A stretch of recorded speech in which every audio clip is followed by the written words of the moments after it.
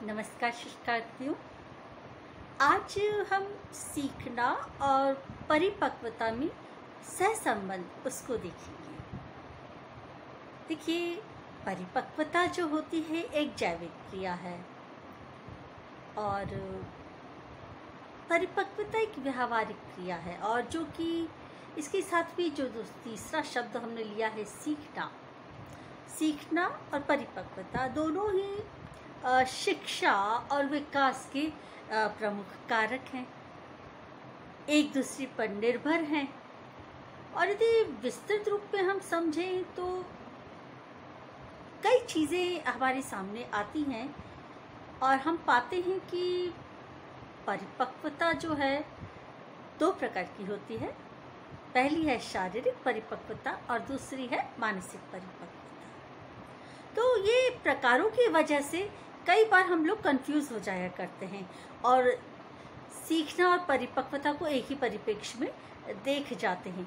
तो जो मानसिक परिपक्वता की यदि हम बात करें तो वो सीखने पर निर्भर करती है, शारीरिक परिपक्वता की बात करें तो वो सीखने पर निर्भर नहीं करती। तो इस वजह से अक्सर करके हम लोग थोड़ा सा इस विषय को लेकर जब अपनी कलम उठाते हैं तो कंफ्यूज हो ही जाया करते हैं। तो अक्सर मैंने विद्यार्थियों को इस विषय पर कंफ्यूज पाया है। देखिए, यदि हम इसको अलग अलग देखें तो उससे पहले कॉमन चीज हम यदि समझ लेते हैं कि जो परिपक्वता होती है पूरी तरह से जैविक है और वंशानुगत है, और जो सीखने है वो एक व्यावहारिक क्रिया है। मतलब सीखने को परिपक्वता एक धरातल देती है। परिपक्व हो जाता है शरीर तो धरातल मिल जाता है, सीखने की जो क्रिया है वो थोड़ी सी सहज और आसान हो जाया करती है। तो इस तरह से हम समझ सकते हैं कि परिपक्वता सीखने को संतुलित धरातल देने का कार्य करती है। तो इन दोनों में सहसंबंध है, और सीखना तभी संभव होगा जब उसको धरातल मिलेगा। तो धरातल कैसे मिला? परिपक्वता से। अब यहाँ हम एक छोटे से उदाहरणों के द्वारा समझने की कोशिश करते हैं कि जैसे बच्चा, एक शिक्षक हैं तो लिखने पढ़ने की चलिए हम बात कर लेते हैं कि कक्षा 2 साल का बच्चा है और उसको हम कुछ लिखना सिखाते हैं, प्रारंभिक अक्षर ज्ञान सिखाते हैं। जैसा कि आज हो ही रहा है कि नर्सरी और LKG और इसमें या आंगनवाड़ी में हम प्रवेश दिलाते थे और सीधे उसको शब्दों पे और लिखने पे पढ़ने पे आ जाते हैं। तो आप ये महसूस करते हो, कभी आपने देखा हो कि उसको यदि हम पेन पकड़ा के लिखते हैं या चौक या पेंसिल जो भी पकड़ाते हैं तो ढंग से पकड़ भी नहीं पाता। कभी ऐसे पकड़ेगा, कभी ऐसे पकड़ेगा, कभी ऐसे पकड़ेगा, तो मतलब वो ढंग से पकड़ भी नहीं पाता। तो उसको इस तरह से संतुलित बना के लिखना सिखाना हमारे लिए बहुत मुश्किल हो जाता है। क्यों? क्योंकि उसका शरीर अभी परिपक्व नहीं हो पाया। अब परिपक्वता क्या मतलब? एक उम्र के बाद शारीरिक की जो मांसपेशियां हैं उनमें और मस्तिष्क की जो क्रिया है उनमें आपसी संतुलन का होना परिपक्वता का घोतक है। जब ये संतुलन स्थापित हो जाएगा तो सीखना आसान हो पाएगा। फिर यदि हम उसको सिखाना चाहते हैं तो हम यदि उसको पेन पकड़ाते हैं और फिर उसको अक्षर ज्ञान की कोशिश कराते हैं तो सही तरीके से सीख जाता है। तो यहाँ आपने देखा 2 वर्ष की उम्र को जब हमने सिखाने की कोशिश की तो हमें अधिक लंबा समय लगा, और उसके पीछे कारण ये था कि उसका भी शारीरिक संतुलन जो है वो नहीं बन पाया था। शरीर की मांसपेशियों का और मस्तिष्क का आपसी संतुलन नहीं बन पाया था। इस वजह से उसका सीखना सहज नहीं हो पा रहा था और उसमें वक्त लग रहा था। मगर वही क्रिया जब हम 5 साल के बच्चे को कराएंगे पढ़ना सिखाने की या लिखना सिखाने की तो वो 2 दिन में एक शब्द सीख जाता है। आमतौर पे देखिए, बच्चे की अपनी कैपेसिटी होती है, वो बात मैं मानती हूँ कि किसी की कम और किसी की ज़्यादा, पर फिर भी एक कॉमन यदि हम देखें, एक औसत दर्जे का भी बच्चा देखें तो सब पेन पकड़ना सीख जाएगा तो और अक्षर बनाना भी सीखने लगता है। तो हमने यह महसूस किया जो सीखना है परिपक्वता पे निर्भर हुआ। परिपक्व शरीर के बाद सिखाना हमारे लिए सहज हो रहा था, और परिपक्वता के पूर्व जब हम सिखाने की कोशिश कर रहे थे तो वो क्रिया सहज नहीं हो पा रही थी। इसको और भी छोटे रूप में यदि आप देखें, जैसे 6-7 महीने का बच्चा है, कई बार किसी चीज़ को ऐसे पकड़ के खड़ा हो जाया करता है, और वहाँ यदि आप उससे वो चीज़ हटा दें, उससे कहें कि चलना की कोशिश करो, तो बहुत मुश्किल होती है उसको। पर यदि वही क्रिया 9-10 माह का, 11 माह का बच्चा करता है, किसी चीज़ को पकड़ के चलने की कोशिश, तो ठुमक ठुमक के खुद ही चलने लगता है। मतलब हमको बहुत ज़्यादा कोशिश नहीं करनी पड़ती। यदि हमने मात्र उसको उंगली भी पकड़ाई, तो हमारी उंगली पकड़ के भी सीधे चलने लगता है। ऐसा क्यों हो पाया? क्योंकि उसका शरीर अब परिपक्व हो चुका है, उसके मांसपेशियों में और मस्तिष्क की जो केंद्र संवेदी तंत्रिकाएं हैं, उनमें एक सही और संतुलन जो पैदा हो चुका है। तो अब उसका जो सीखना है वो सहज हो गया, आसान हो गया। तो आपने महसूस किया कि सीखना पूरी तरह से परिपक्वता पर निर्भर हो गया। अभी थोड़ी देर पहले मैंने जो बात कही थी कि मानसिक परिपक्वता सीखने के परिणाम स्वरूप आती है। शारीरिक परिपक्वता के बाद जब वो निरंतर सीखता है, तो उसका मस्तिष्क भी एक परिपक्व स्थितियों में आ जाया करता है। तो वो एक पृथक दृष्टिकोण है, उसको देखना हमारा अलग होगा। सामान्य यदि परिपक्वता की हम बात करेंगे, तो वो सिर्फ शारीरिक परिपक्वता की ही बात होगी, इसलिए हमें ज़्यादा कंफ्यूज नहीं होना चाहिए। आइए हम पहले इस परिपक्वता को देख लेते हैं, बिंदुवार क्रम में देखते हैं, तो हमें समझ में आ जाएगा परिपक्वता क्या है। उसके बाद हम सीखना देखेंगे। जैसे अभी स्टार्टिंग में मैंने कहा कि परिपक्वता जो है जन्मजात या आनुवंशिक क्रिया है। जैसे किसी पशु का बच्चा है, तो उसने जो आनुवंशिक स्थितियां ली हैं सीखने की या परिपक्व होने की, तो वो उसने अपने आनुवंशिक गुणों से उन चीज़ों को प्राप्त किया है, तो उतनी परिपक्वता तो उसकी होगी ही। मतलब वो एक सुनिश्चित है। परिपक्वता किस पर निर्भर हुई? तो वो एक आनुवंशिक प्रक्रिया है जो कि जन्मजात उसको प्राप्त होती है। एक समय आने के बाद वो परिपक्वता उसको प्राप्त होगी ही। दूसरा जो बिंदु है यहाँ पे कि इस शारीरिक जो परिपक्वता, इसमें अभ्यास की कोई भूमिका नहीं होती। मतलब वो अभ्यास करे या ना करे, उसका शरीर परिपक्व होना है, एक उम्र के बाद वो होगा ही।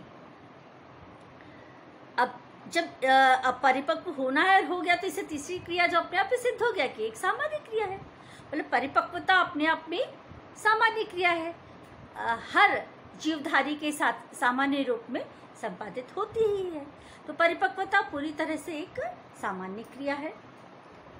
अब इससे जो जुड़ा हुआ दूसरा बिंदु जो सामने आता है हमारे, वह है कि जो परिपक्वता है वो एक समय के तक ही होती है और एक समय के पश्चात रुकती है।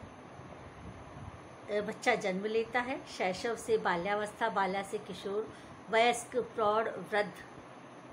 आपने देखा उसकी परिपक्वता की जो गति है वो कभी तेज थी, कभी न्यून हुई और कभी रुक ही जाती है। तो इस आधार पर हम ये कहेंगे कि जो जैविक परिपक्वता है एक समय सीमा तक ही बनी रह पाती है और उसके बाद उसका समाप्ति हो जाती है, वो और आगे नहीं बढ़ पाती। उसकी एक सीमा, हर परिपक्वता की एक अपनी सीमा हुआ करती है। जैसे हमारी यदि हाइट ले लें, तो हमने अपने आनुवंशिक गुणों के माध्यम से जितनी हाइट पानी है उतनी ही हम पाएंगे। हम व्यायाम या कुछ और जो क्रियाएं कर रहे हैं उनके माध्यम से थोड़ा बहुत परिवर्तन तो संभव है, बहुत ज़्यादा परिवर्तन हमारे में संभव नहीं है।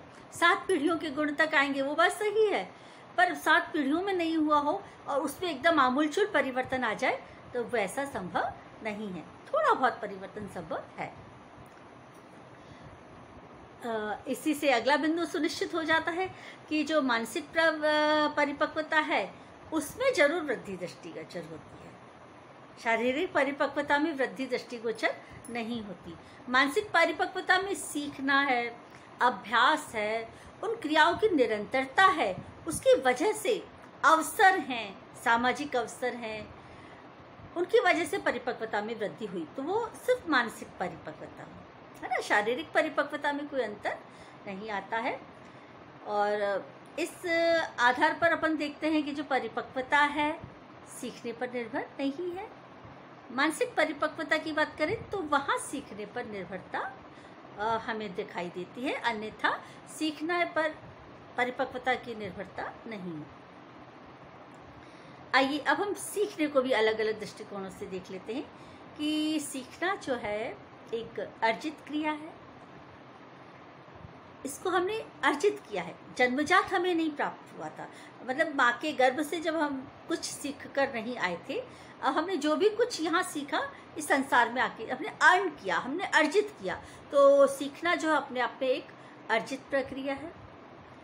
इससे जो दूसरे बिंदु आ जाता है, अर्जित कैसे करेंगे? तो अभ्यास से करेंगे, है ना। तो सीखने में अभ्यास की बहुत महत्वपूर्ण भूमिका होती है, जबकि हमने कहा था परिपक्वता में अभ्यास की कोई भूमिका नहीं थी।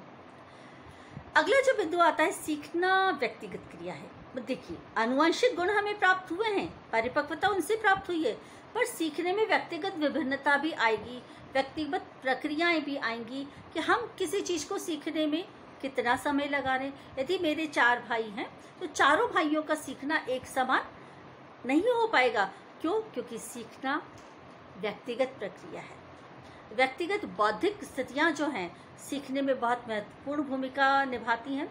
निरंतर अभ्यास ये भी बहुत महत्वपूर्ण भूमिका निभाता है। और अवसर, ये 3-4 चीजें हैं जो सीखने की प्रक्रिया पर बहुत ज्यादा प्रभाव डालता है। अब इसी से अगला बिंदु शुरू हो जाता है कि जो ये प्रक्रिया है वो सतत चलने वाली प्रक्रिया है।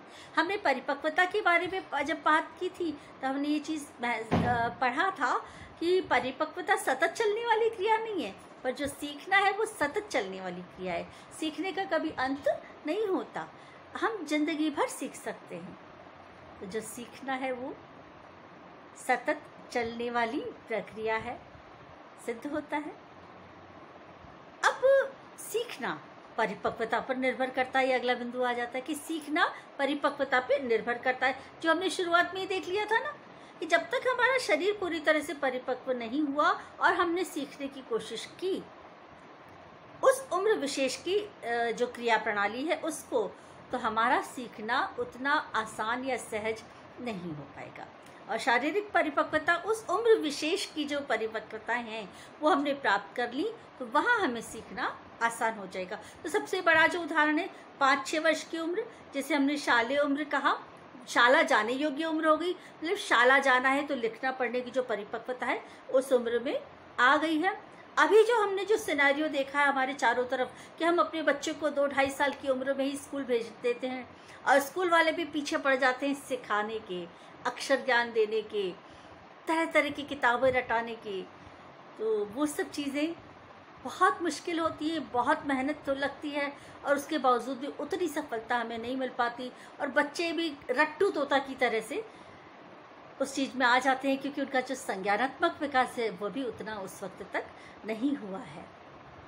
तो यहाँ आपने देखा सीखना और परिपक्वता को दोनों आपने अभी अलग अलग भी दृष्टिकोण से एक एक बिंदु को समझा, और सहसंबंध को भी समझ लिया और अंतर भी समझ गए कि परिपक्वता पृथक और सीखने में क्या अंतर है और कहाँ क्या संबंध, क्या सहसंबंध है। तो जब भी हमें सीखने की कुछ जिज्ञासा होती है तो हम परिपक्वता की तरफ जरूर ध्यान दें कि हमने अपेक्षित परिपक्वता प्राप्त कर ली है उस पर्टिकुलर क्रिया को सीखने की, जिसका उदाहरण वही शालेय उम्र के आपस आता है कि हम उस उम्र में यदि बच्चे को सिखाना शुरू करते हैं लिखना पढ़ना, तो बहुत आसानी से सीखता है, कम समय में सीखता है, सहजता से सीखता है, खुशी खुशी सीखता है।